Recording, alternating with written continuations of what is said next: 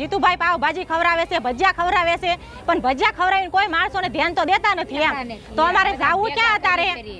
આ બધી સરકાર ગઈ ક્યાં? જીતુભાઈ વાઘાણી, તમને તમારા મત વિસ્તારના લોકોએ મત આપ્યા છે પાણી આપવા માટે, ના કે તમે પાઉંભાજી ખવડાવો કે ભજીયા ખવડાવો.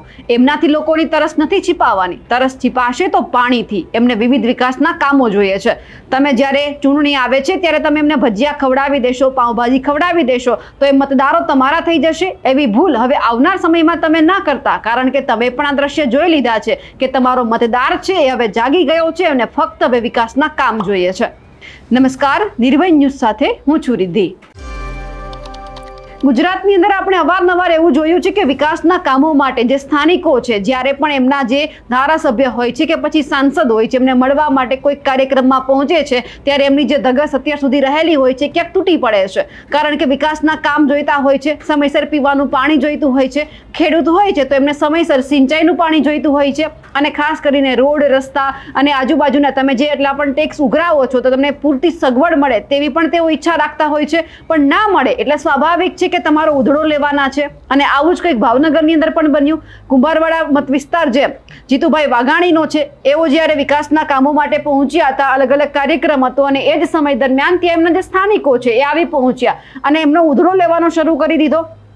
કારણ કે સ્થાનિક રહીશોની એવી માંગ છે કે છેલ્લા 1 વર્ષથી પીવાના પાણીની સમસ્યા છે, ડ્રેનેજ સહિતની પ્રાથમિક સુવિધાઓનો અભાવ છે. આ બાબતે અનેક વખત રજૂઆત કરવામાં આવી છે અને જે રીતે ધારાસભ્ય પોતાના કામ માટે ગયા હતા, વિકાસના કાર્યક્રમોનું લોકાર્પણ કરવાનું હતું, મળવા માટે લોકોને ગયા હતા, ત્યારે જ સ્થાનિકો આવી પહોંચી અને રજૂઆત કરી.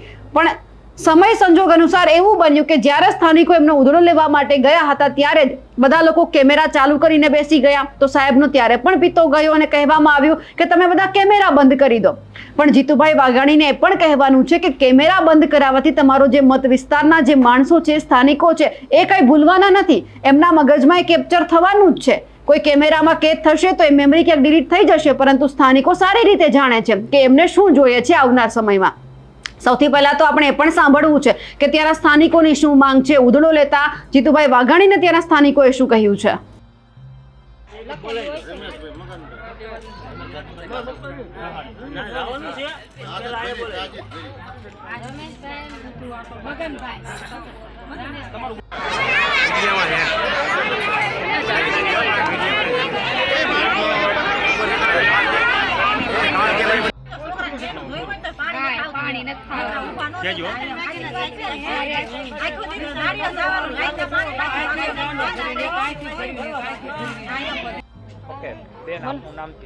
હું આરતીબેન મારું નામ છે અને 10 વર્ષથી અહીંયા રહેવી છીએ, પણ પાણીની સુવિધા 12 મહિનાથી અહીંયા નથી.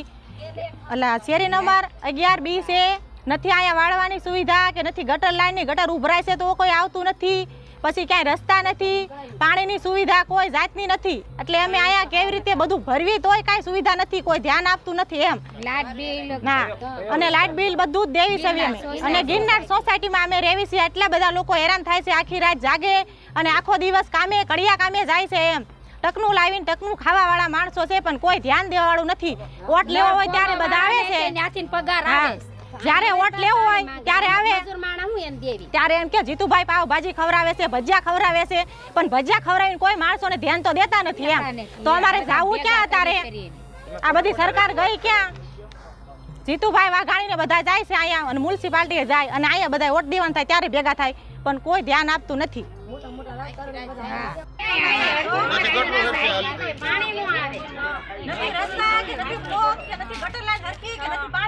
કોઈ જાતની સુવિધા નથી આમાં. ઘરવેરા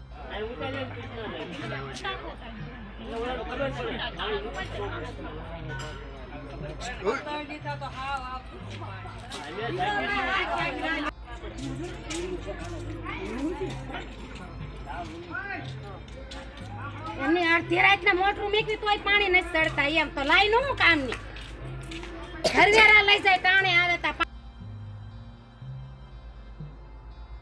આજે તમામ સ્થાનિકો છે મહાનગરપાલિકાના તમામ ટેક્સ ભરે છે, તેમ છતાં સુવિધા તમે જોઈ રહ્યા છો કેવી એમને આપવામાં આવે છે. કારણ કે ક્યારેક લાઇટ નથી હોતી, અને જે રાત્રે પાણી આપવામાં આવે છે, દિવસ દરમિયાન લોકો કામ કરે ને પછી રાત્રે પાણી આપવામાં આવે છે. ક્યારેક તો અત્યારે 1 વર્ષ થઈ ગયું છે, સમયસર પાણી નથી મળતું, એટલે પણ સ્થાનિકોમાં રોષ હોય. પણ સવાલ એ પણ છે કે ચાલુ કાર્યક્રમમાં જીતુભાઈનો ઉધડો એટલા માટે લેવામાં આવ્યો કારણ કે જ્યાં મોંઘેરા, જ્યાં તમામ આપણા ધારાસભ્ય છે, સાંસદો છે, ક્યારેક જ મળતા હોય છે નાના મોટા કાર્યક્રમમાં સ્થાનિકોને, અને જ્યારે ચૂંટણીનો સમય આવે છે ત્યારે આ લોકો સામે ચાલીને જાય છે, વાયદા વચન બધું આપીને આવે છે કે તમે આવજો, તમારા માટે આટલી જમણવારની વ્યવસ્થા કરવામાં આવી છે, તમે અમને મત આપશો તો અમે તમારા આટલા કામ કરીશું. પણ જ્યારે તેઓ ચૂંટીને જાય છે, જ્યારે તેઓ મંત્રી બની જાય છે, એમને કોઈ સારું પદ આપી દેવામાં આવે છે એટલે ભૂલી જાય છે કે તેમના સ્થાનિકો, તેમના રહીશો કોણ છે, એમને કેવી સુવિધા જોઈએ છે. અને પછી ક્યારેક નાના મોટા ફંક્શનમાં જવાનું થયું હોય એટલે સ્થાનિકો પણ રાહ જોઈને બેઠા હોય છે. એમને પણ ક્યાંક એવું લાગતું હોય છે કે આ મોંઘેરા મહેમાનો ક્યારેક જ આવશે. આ જે સમય છે એમને જવાબ લેવાનો, એમની પાસેથી પૂછવાનો કે ક્યાં છે અમારા વિકાસના કામ, કે જ્યારે તમે ચૂંટણી માટે મત લેવા માટે આવ્યા હતા ત્યારે તમે જે મોટા ફાંકા ફોજદારી મારીને ગયા હતા, વાયદા આપીને ગયા હતા, એ ક્યાં છે તમારા વાયદા? એટલે એના સ્થાનિક પણ એ જ કહી રહ્યા છે જીતુભાઈને કે તમારી પાઉંભાજી પણ અમારે નથી ખાવી અને તમારા ભજીયા પણ અમારે નથી ખાવા, અમારે ફક્ત જોઈએ છે તો પાણી અને સમયસર અમારા વિકાસના કામ, કારણ કે અમે પૈસા ટેક્સ સ્વરૂપે તમને આપીએ છીએ અને સુવિધા તમે આપો છો એ મીંડું આપો છો. એટલે જીતુભાઈને પણ કહેવાનું કે આવનાર સમયમાં હવે પાછી જે વિધાનસભાની ચૂંટણી પણ નજીકમાં છે, તમે કેમેરામાંથી જે મેમરી છે ડિલીટ કરાવી શકશો, પણ તમારા સ્થાનિકોમાં જે મેમરી રહેલી છે, એમને જે યાદ છે, જે તમે મોટા ફાંકા વાયદા છે તે આપીને ગયા હતા, એ લોકો ભૂલવાના નથી. કારણ કે આવનાર સમયમાં તમે ફરી એક વખત એ વિસ્તારની મુલાકાત લેવા જશો, 2 હાથ જોડશો અને કહેશો કે તમને વિકાસના કામ આપીશું, સારી સુવિધા આપીશું, પ્રાથમિક સુવિધા તમને ભરપૂર મળશે. કારણ કે હવે સ્થાનિકો પણ સમજી ગયા છે કે આવનાર સમયમાં તેમને શું જોઈએ છે. એટલે હવે સમય ખૂબ લાંબો નથી, પણ હવે તમારે સમજવાની જરૂર છે કે તમારે લોકોને શું આપવું છે. અમારા અહેવાલને લઈને આપનું શું કહેવું છે કમેન્ટ કરીને ચોક્કસથી જણાવજો. સાથે જ અમારી નિર્ભય ન્યૂઝ ચેનલને લાઇક, શેર અને સબસ્ક્રાઇબ કરવાનું ભૂલશો નહીં. નમસ્કાર.